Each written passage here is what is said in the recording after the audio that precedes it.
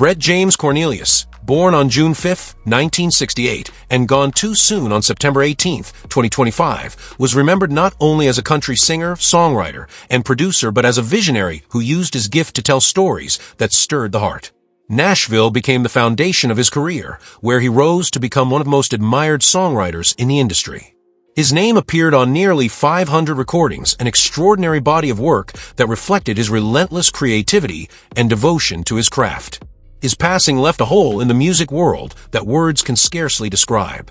On that September day in 2025, tragedy struck when Brett's Cirrus SR-22T aircraft crashed near Macon County Airport in Franklin, North Carolina.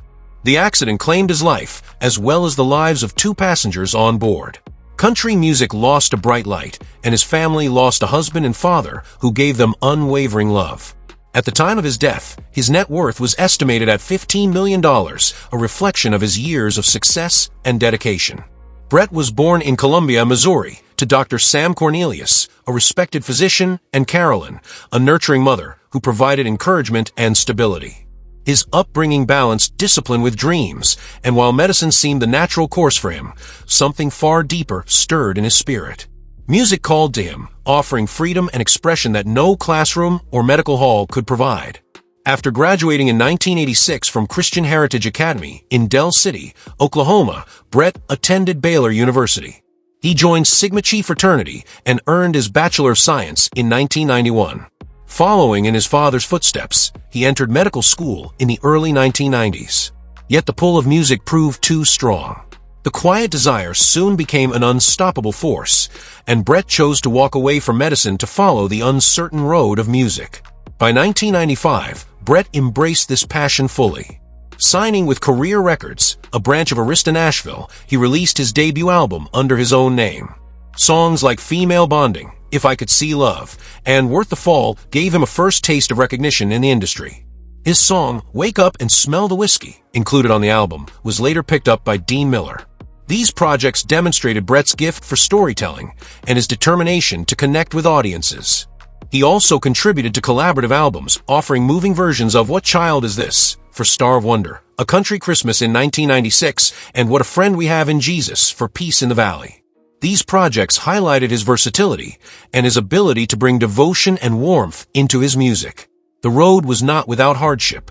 When Career Records merged with Arista Nashville, Brett and fellow artist Tammy Graham were dropped from a label. For many, such a blow would have meant the end of a dream. But Brett was not one to surrender.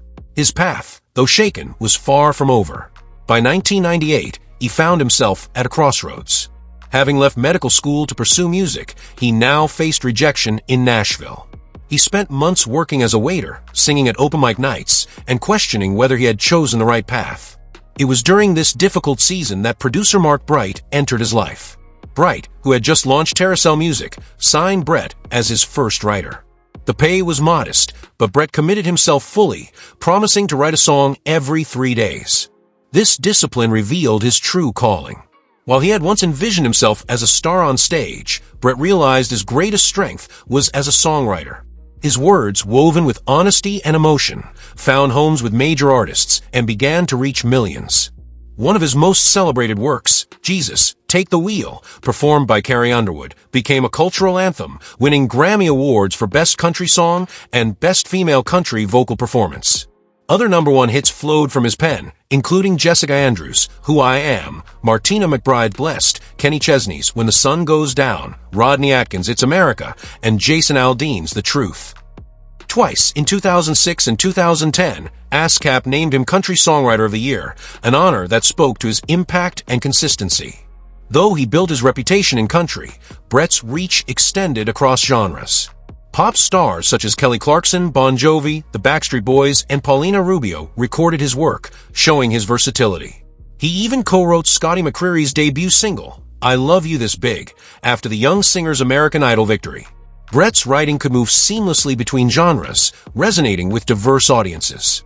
Beyond songwriting, he flourished as a producer. He worked on projects such as Josh Grayson's We Weren't Crazy, Christy Lee Cook's Why Wait, and Kip Moore's Up All Night. He also contributed to Jessica Simpson's country album Do You Know, and was part of reissuing Taylor Swift's debut record. His ability to guide artists while adding his own touch made him invaluable in the studio. Yet Brett's career was not only about successes. It was also about resilience.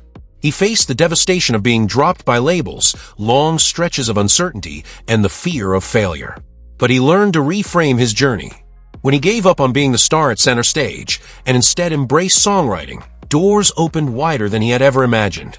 His adaptability and determination became central to his story. Behind the fame was a man deeply rooted in family. He was a husband to Sandra Cornelius and a proud father.